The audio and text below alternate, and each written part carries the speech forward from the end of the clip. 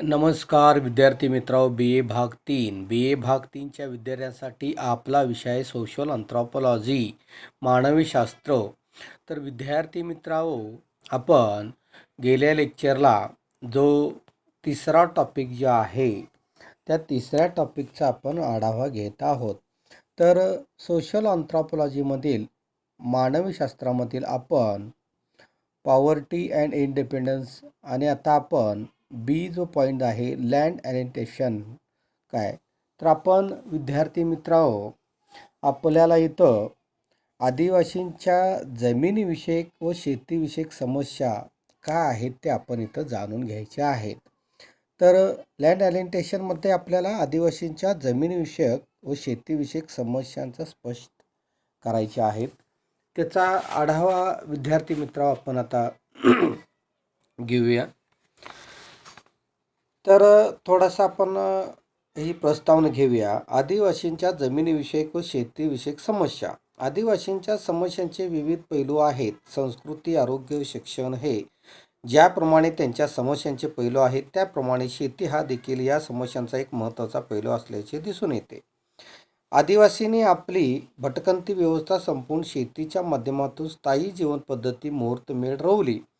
मात्र त्यांना थोडक्यात कालावधीत शेतीविषयक अनेक समस्यांना सामोरे जावे लागले. शासनाचे जमिनीविषयक धोरण या बाबतीत मोठ्या प्रमाणावर कारणीभूत ठरले आहे. पुढील मुद्द्यांच्या आधारे या समस्या जाणून घेता येतील. तर याच्यामधला पहिला पॉईंट, ब्रॉड पॉईंट, जमिनीविषयक समस्या.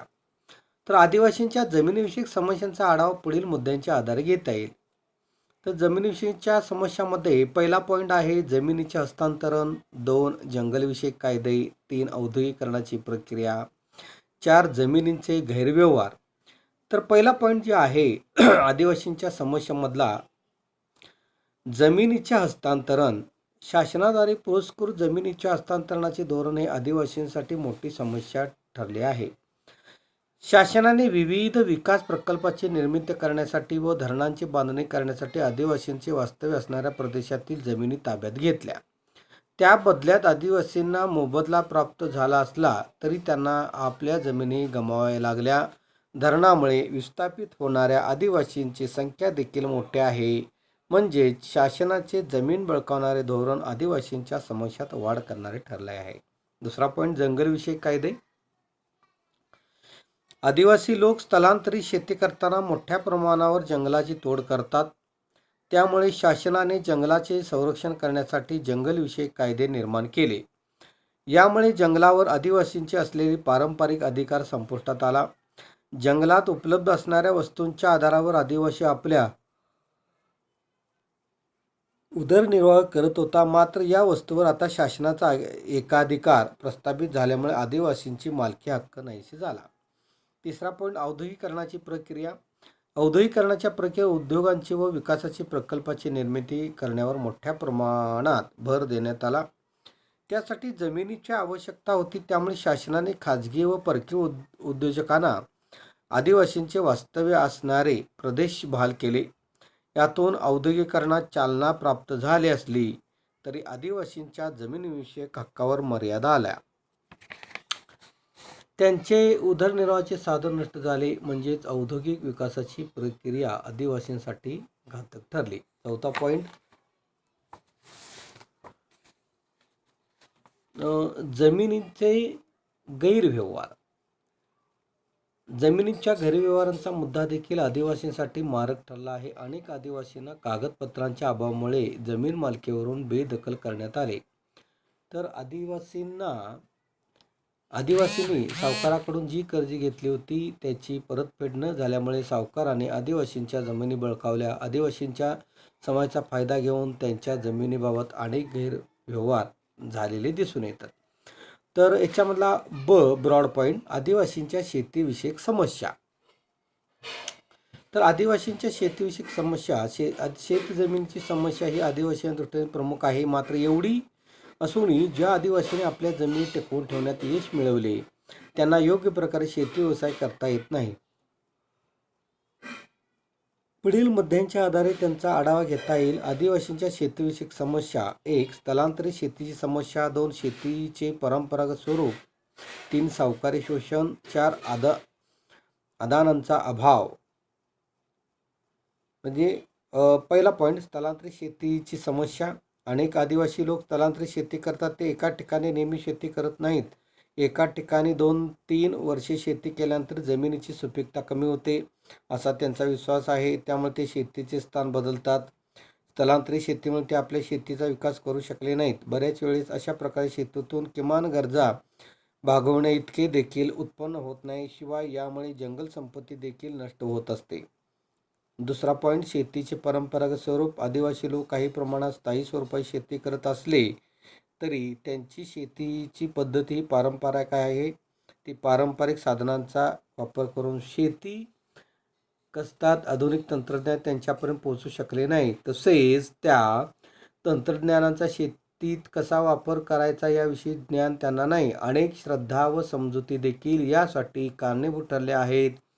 जमीन नांगरणे म्हणजे भूमी देवतेचा अपमान आहे असे त्यांना वाटते. त्यामुळे ते आधुनिक पद्धतीचा वापर करून शेती कसत नाहीत. आता तिसरा पॉईंट, सावकारी शोषण. शेती व्यवसायाच्या बाबतीत आदिवासी शेतकऱ्यांना मोठ्या प्रमाणावर सावकारी शोषणाचा सामोरे जावे लागते.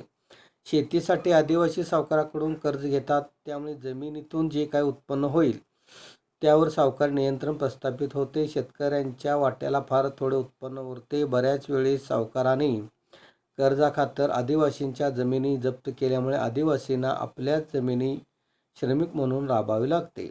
आदानांचा अभाव. चौथा पॉईंट, सुधारित पद्धतीने शेती करण्यासाठी मोठ्या प्रमाणावर बियाणे, अवजारे, रासायनिक खते, कीटकनाशके या आदानांचा आवश्यकता असते. मात्र आदिवासी लोक आपल्या बिकट आर्थिक स्थितीमुळे ही शेती उपयोगी आदाने उपलब्ध करू शकत नाही. शिवाय सर्वसामान्य शेतकऱ्यांसाठी शासनाने जी शेतीविषयक धोरणे राबवली आहेत त्यांची माहिती अज्ञानामुळे आदिवासींना प्राप्त होऊ शकत नाही. एकंदरीत त्यांना आपल्या शेतीत सुधारणा घडवून आणण्यास कोणताही वाव नाही. त्यामुळे त्यांची शेती मागास राहिलेली आहे.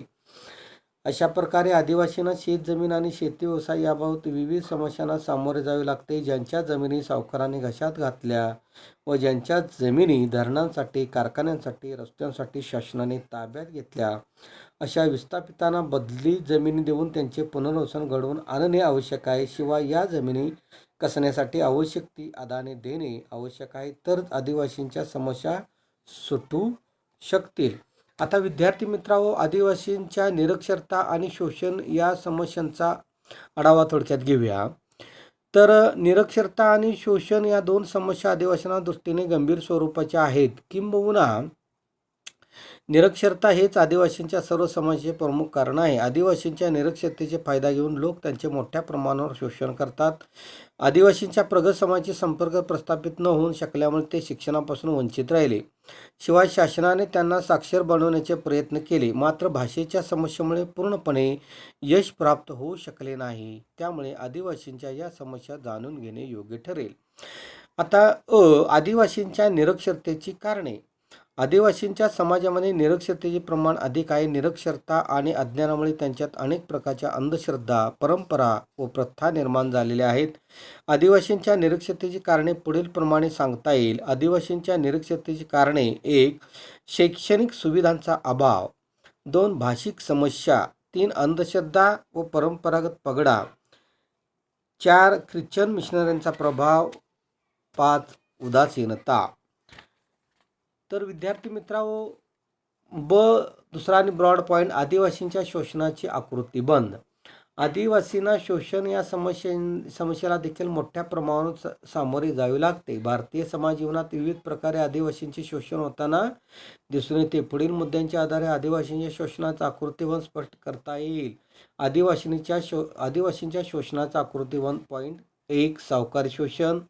2. वेठबिगारी पद्धत. 3. स्त्रियांवरील अत्याचार. 4. औद्योगिक श्रमिकांचे शोषण. अशा प्रकारे आदिवासींच्या शोषणाचा आकृतीबंध स्पष्ट करता येईल. भारतीय समाज व्यवस्थेत आदिवासीकडे उपेक्षितपणाच्या भूमिकेतून बघितले जाते. त्यामुळे त्यांना इतरांप्रमाणे सन्मानाची वागणूक दिली जात नाही. अमेरिका व आफ्रिका येथील निग्रोंपेक्षाही त्यांचे जीवन हालाकीचे आहे. त्यांच्या अज्ञानामुळे त्यांना शोषणात बळी पडावे लागते. त्यामुळे आदिवासींना शिक्षण देऊन त्यांच्यात अन्यायाविरोधात जागरूकता निर्माण करणे आवश्यक आहे. तर विद्यार्थी मित्रांनो, आपण पुढच्या लेक्चरला आपण इलेक्ट्रिसिटी एक्सप्लोशन हा पॉईंट आपण तिसऱ्या टॉपिकमधला घेऊया. विद्यार्थी मित्रांनो, थँक्यू व्हेरी मच.